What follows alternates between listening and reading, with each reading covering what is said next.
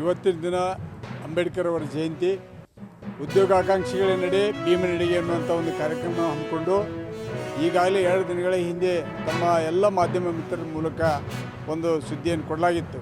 ಆದರೆ ಇವತ್ತಿನ ದಿನ ನಾವು ಈಗಾಗಲೇ ಪೊಲೀಸ್ ಅಧಿಕಾರಿಗಳು ಹಾಗೂ ಸಂಬಂಧಿಸಿದ ಇಲಾಖಾ ಅಧಿಕಾರಿಗಳು ಕೂಡ ನಿನ್ನೆ ಚರ್ಚೆ ಮಾಡಿ ಇವತ್ತಿನ ದಿನ ಸಂಪೂರ್ಣವಾಗಿ ನಾವೆಲ್ಲ ಉದ್ಯೋಗಾಕಾಂಕ್ಷಿಗಳು ಹಾಗೂ ರೈತ ಸಂಘಟನೆಯವರು ಸೇರಿ ಅಂಬೇಡ್ಕರ್ ಜಯಂತಿಯನ್ನು ಆಚರಣೆ ಮಾಡ್ತೀವಿ. ಇವತ್ತು ಯಾವುದೋ ಹೋರಾಟವನ್ನು ಹಮ್ಮಿಕೊಳ್ಳೋದಿಲ್ಲ ಅನ್ನುವಂಥದ್ದನ್ನು ಅವ್ರಿಗೆ ಹೇಳಿದ್ವಿ.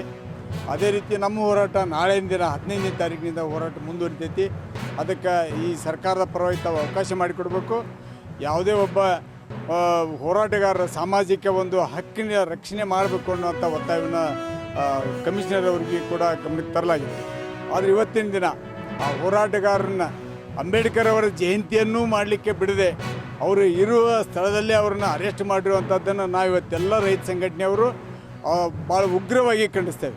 ಯಾಕಂದರೆ ಇವತ್ತು ರಾಷ್ಟ್ರ ನಾಯಕನ ಒಂದು ಜಯಂತಿ ಆಚರಣೆ ಮಾಡುವಂಥದ್ದು, ಅದನ್ನು ಈ ಪೂರ್ವಭಾವಿಯಾಗಿ ನಾವು ಸರ್ಕಾರದ ಗಮನಕ್ಕೆ ತರಲಾಗಿತ್ತು. ನಾಳಿನ ದಿನ ಎಲ್ಲ ಉದ್ಯೋಗಾಕಾಂಕ್ಷಿಗಳನ್ನು ಅಂಬೇಡ್ಕರ್ ಜಯಂತಿ ಮಾಡಲಿಕ್ಕೆ ಅವಕಾಶ ಮಾಡಿಕೊಡಬೇಕು, ಯಾವುದೇ ಆತಂಕ ಮಾಡಬಾರ್ದು ಅಂತ ಹೇಳಲಾಗಿತ್ತು. ಆದರೂ ಕೂಡ ಈ ರಾಷ್ಟ್ರ ನಾಯಕನ ಒಂದು ಜಯಂತಿಗೂ ಕೂಡ ಅವಕಾಶ ಮಾಡಿಕೊಡದೆ ತಾವೇನು ಅರೆಸ್ಟ್ ಮಾಡಿರಿ ಇದನ್ನು ಉಗ್ರವಾಗಿ ಖಂಡಿಸ್ತೇವೆ. ಕೂಡಲೇ ಈ ರಾಜ್ಯದ ಮುಖ್ಯಮಂತ್ರಿಗಳು ರಾಜ್ಯದ ಉದ್ಯೋಗಾಕಾಂಕ್ಷಿಗಳನ್ನು ಕರೆದು ಆ ಒಂದು ಸಮಸ್ಯೆಯನ್ನು ತೀವ್ರಗತಿಯೊಳಗೆ ಬಗೆಹರಿಸುವಂಥ ಕೆಲಸವನ್ನು ಮಾಡಬೇಕು. ಮಾಡದೇ ಇದ್ದರೆ ಬರುವಂಥ ದಿನದೊಳಗೆ ದೊಡ್ಡ ಪ್ರಮಾಣದ ಹೋರಾಟಕ್ಕೆ ಈ ರಾಜ್ಯದಲ್ಲಿ ಅನ್ಯಾಯ ಆಗಬೇಕು.